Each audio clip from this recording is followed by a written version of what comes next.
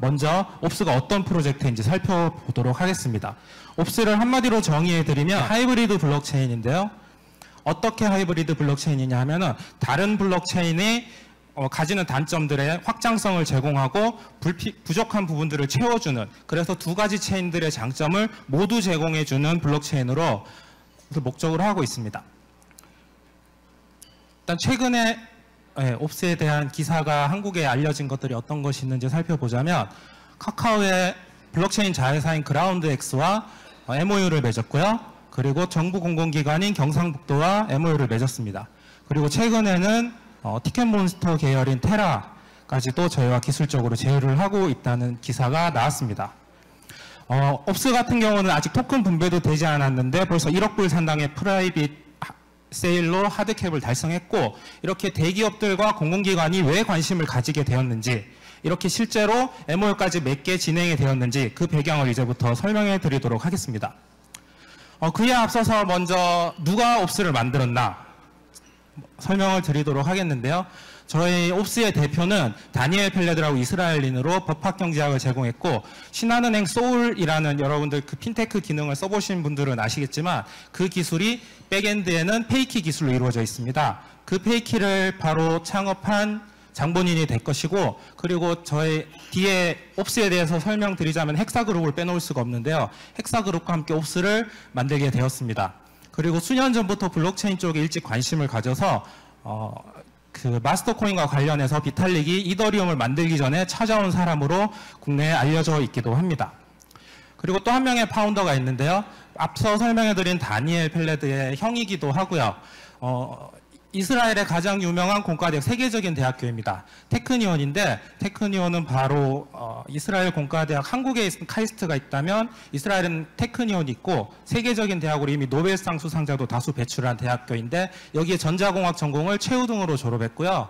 비주얼 리드라는 벤처를 창업했는데, 이 회사가 수년 후에 중국의 대기업인 알리바바에서 인수를 하면서 AR, VR 관련 R&D 센터로 운영을 하고 있습니다.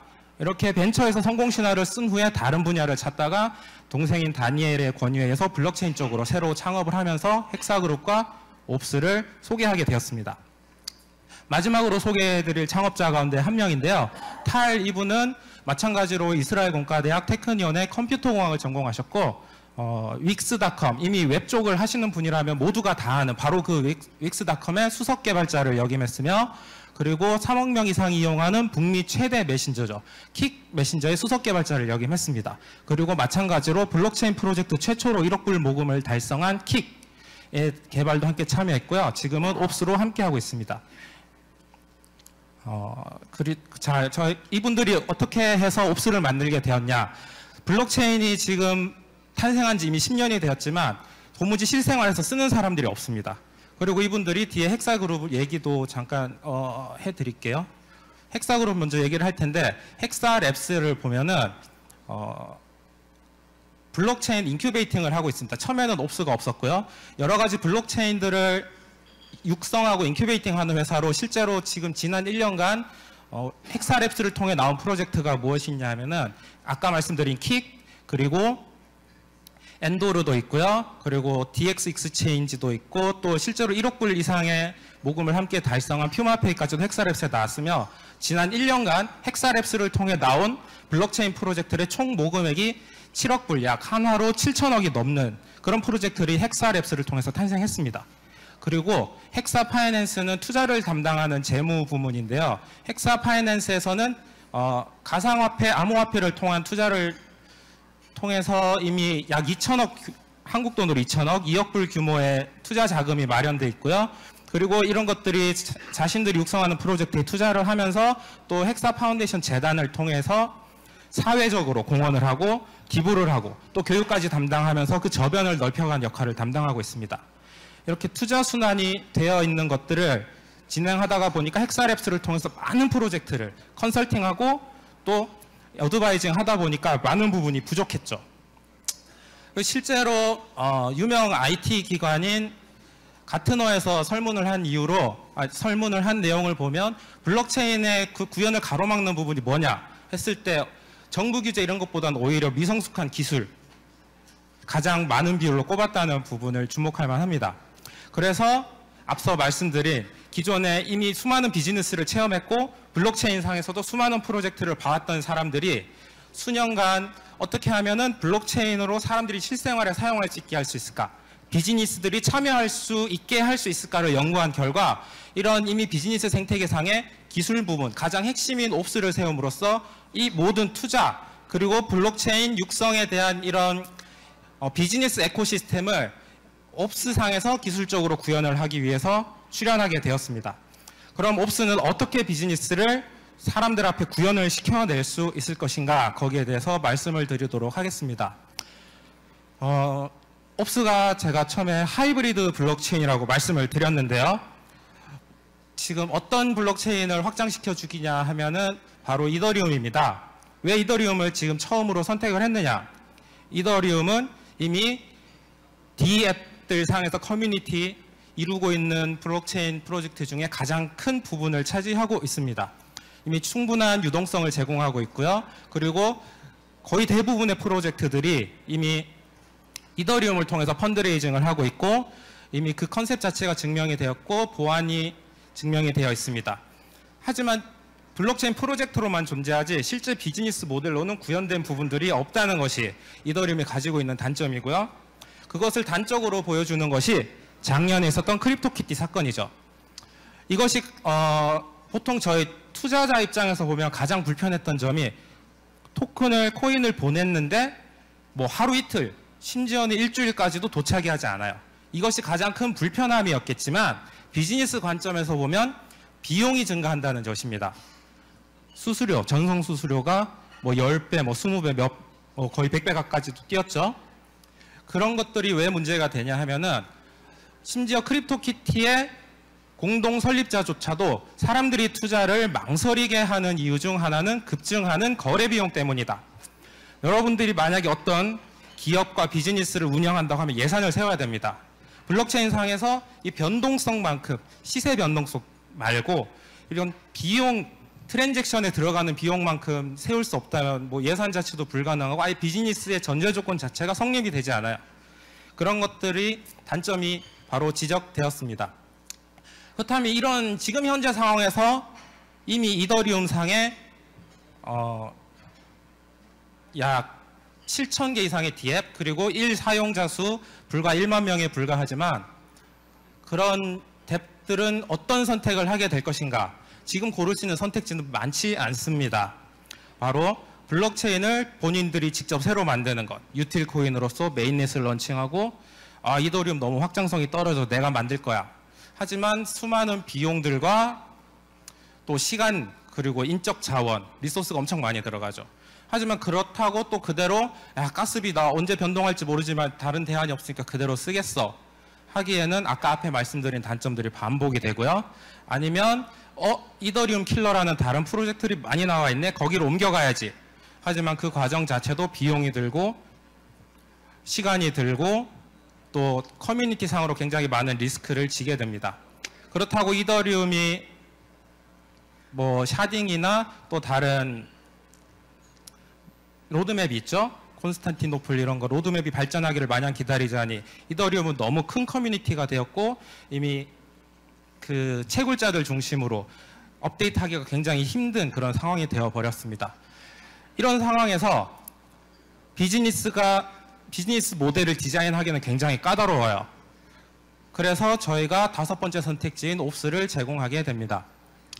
옵스는 이더리움이 이미 기존에 가지고 있는 굉장히 큰 블록체인 커뮤니티, 뎁들의 생태계를 그대로 살리고 이용하면서 이더리움을 죽여서 밟고 올라서자는 게 아니라 이더리움과 공생하면서 이더리움이 가지지 못한 다양한 확장성, 퍼포먼스, 고정비용, 비즈니스가 필요로 하는 그런 것들을 모두 제공함으로써 뎁들이 옵스를 통해서 이더리움의 장점과 이더리움의 단점을 해소한 옵스 네트워크의 장점, 옵스가 제공하는 하이브리드 블록체인의 그런 것들을 모두 이용함으로써 자신들이 필요로 하는 비즈니스 모델을 실제로 디자인하고 구현하고 또 서비스할 수 있는 환경을 제공해 줍니다. 그래서 이더리움이 제공하는 수만 개의 노드의 보안성과 그리고 이미 12만, 제가 이번 주 찾아보니까 벌써 토큰이 12만 개가 돼 있더라고요. 이 토큰들, 이걸 모두 버리고 이걸 죽이고 새로 시작하기에는 이미 블록체인 상에서 이더리움이 차지하는 그 비중은 너무 큽니다. 그리고 거래소들까지도 이미 지갑 서비스도 마이더 원래처럼 대중화되어 있는 서비스들이 있고요. 또 거래소들까지도 이미 이더리움 기반으로 토큰을 추가하고 뭐 기술적인 비용들이 추가로 되지 않을 겁니다. 이걸 그대로 살리면서 가상체인을 구현해서 가상체인 내에서 각 뎁들은 최대 10만 TPS까지, 물론 더 이상을 원한다면 그 이상의 성능도 가져갈 수 있을 것이고요. 또 크로스체인 스마트 컨트랙트, 쉽게 말해서 아토믹 스왑 기능을 통해서 이더리움 체인에 앵커링 됨으로써 자유롭게 서로 간의 자산이 왔다 갔다 할 수 있습니다. 그렇기 때문에 이더리움 상에 있는 수많은 토큰들은 새로운 블록체인 프로젝트로 옮겨가는 부담 없이 단순히 스마트 컨트랙트 하나만으로 옵스상으로 옮겨와서 다양한 서비스들을 이용할 수 있고 또 마치 금고처럼 다시 이더리움으로 돌아갈 수도 있습니다. 그리고 가장 앞서 큰 문제였던 이더리움, 여러분들 이더리움 상의 다른 ERC20 토큰들을 전송하기 위해서는 가스비로 이더리움이 따로 필요했죠. 옵스에서는 그런 것들이 필요 없습니다. 마치 넷플릭스 아시죠? 세계 최대 VOD 서비스 넷플릭스가 그 수많은 동영상 스트리밍 데이터들을 저장하기 위해서 데이터 센터가 굉장히 크게 필요한데요. 사실 넷플릭스는 데이터 센터를 가지고 있지 않습니다. 어떤 서비스를 쓰냐면 아마존 AWS 서비스를 쓰고 있거든요. 저희가 바로 목표로 하고 있는 것이 바로 블록체인계의 아마존 서비스 같은 것들입니다. 그래서 그 각 뎁들은 마치 넷플릭스가 아마존에 자기들 서버 비용을 내듯이 옵스에 월별 결제를 할 뿐입니다. 자신들이 필요로 하는 컴퓨팅 파워, 자신들이 필요로 하는 대역폭, 뭐 TPS 이런 거에 대해서 월별 결제만 하게 되면 거기에 대한 성능들은 보장을 받게 되죠. 뒤에서 한 번 더 설명을 드리게 될 텐데 그렇기 때문에 마치 넷플릭스 사용하는 사람들이 아마존에 돈을 낼 필요 없이 넷플릭스에만 결제하듯이 뎁을 사용하는 엔드 유저는 가스비 같은 걸 신경 쓸 필요가 없습니다. 넷플릭스에만 돈을 내서 서비스를 하듯이 마치 유저들은 뒤에 옵스가 있는지도 모르고 옵스를 이용하게 될 것입니다.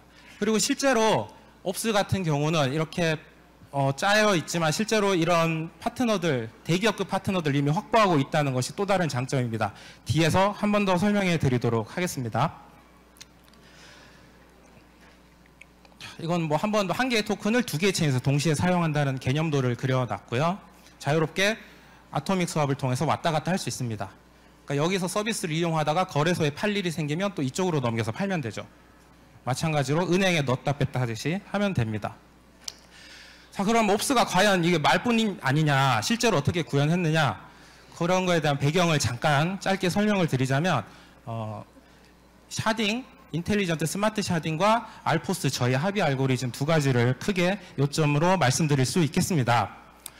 스마트 샤딩은 어떤 거냐면 기존 샤딩은 단순히 구역만 나눠서 트랜잭션 개수를 적게 만들어서 지역별로 처리를 하자라는 것이 아이디어인데 저희는 그런 구분 기준을 버추얼 체인 가상화를 구현함으로써 각 뎁들 내에서만 그 성능들이 자신들이 지불하는 만큼 필요로 하는 성능만큼만 제공함으로써 다른 뎁들에게 전혀 영향을 미치지 않는 크립토키티처럼 하나의 뎁이 모든 네트워크를 점유하는 것을 애초에 방지하게 됩니다. 그리고 이 가상 체인에서는 굉장히 많은 부분을 뎁들이 커스터마이징 할 수 있게 하는데요. 실제로 자신들만의 컨센서스까지도 가져갈 수 있도록 제공하고 있습니다. 그리고 또 하나의 장점인 알포스, 이거는 어떤 거냐면은 노드 수가 많으면 많을수록 보안성이 높죠. 하지만 그 수많은 친구들이 같이 합의를 하자면 시간이 오래 걸립니다. 한마디로 속도가 느립니다. 하지만 EOS처럼 이렇게 노드 수를 적게 한다면 블럭을 생성하는데 서명에 참여하는 그 노드들이 적으면 적을 속도는 빠릅니다. 하지만 그만큼 중앙화 비판을 피하기 힘들고 실제로 보안성도 많이 떨어집니다. 옵스는 이것을 어떻게 해결했냐 하면은 수많은 노드들이 있지만 그 중에서 실제 블럭에 서명하는 데 참여하는 노드를 22개는 랜덤으로 뽑습니다. 이 랜덤은 수학적으로 예측이 불가능하다는 것이 증명되어 있는 알고리즘이고요. 해커가 옵스 네트워크를 해킹하기 위해서는 22개가 아닌 어떤 게 뽑힐지 모르기 때문에 전체 네트워크를 결국 해킹하기 때문에 보안성이 높아지면서 블럭 생성에는 속도가 보장되게 됩니다. 어떻게 보면 저희의 가장 큰 차별점인 파트너십을 한 번 더 설명을 드리고 싶은데요. 앞서 기사에 소개해드렸다시피 그라운드X, 테라가 저희 파트너십으로 국내에는 있고요. 그리고 체인키, 아까 말씀드렸던 신한은행 솔에 들어가 있는 기능 페이키의 블록체인 프로젝트입니다. 이것도 헥사랩스를 통해서 저희 옵스와 파트너십 관계에 있고요.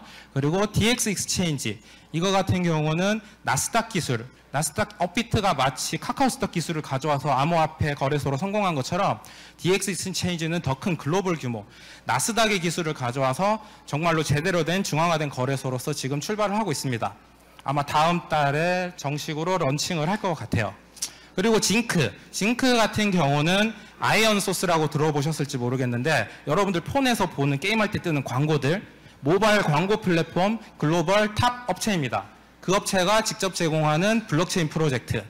그리고 엔도르는 미래예측, 사회공학 미래예측 프로젝트, 퓨마페이 아까 말씀드렸던 1억 불 규모 이상 유치했던 프로젝트, 그리고 거래소 부문, 코티 같은 경우는 핀테크 부문, 또 이거 외에도 다수의 프로젝트들이 있습니다. 이렇게 옵스 같은 경우는 아까 처음에 말씀드렸듯이 기술적인 그런 생태계뿐만 아니라 헥사 그룹을 통한 비즈니스 생태계, 투자, 육성, 사회, 피드백, 뭐 이런 다양한 것들이 모두 합성돼 있고 그런 모델을 제시할 뿐만 아니라 그 모델이 이미 구현되어 있는 다양한 대기업급 파트너들이 확보되어 있다는 점이 굉장히 큰 차별점이라고 말씀드릴 수 있겠습니다.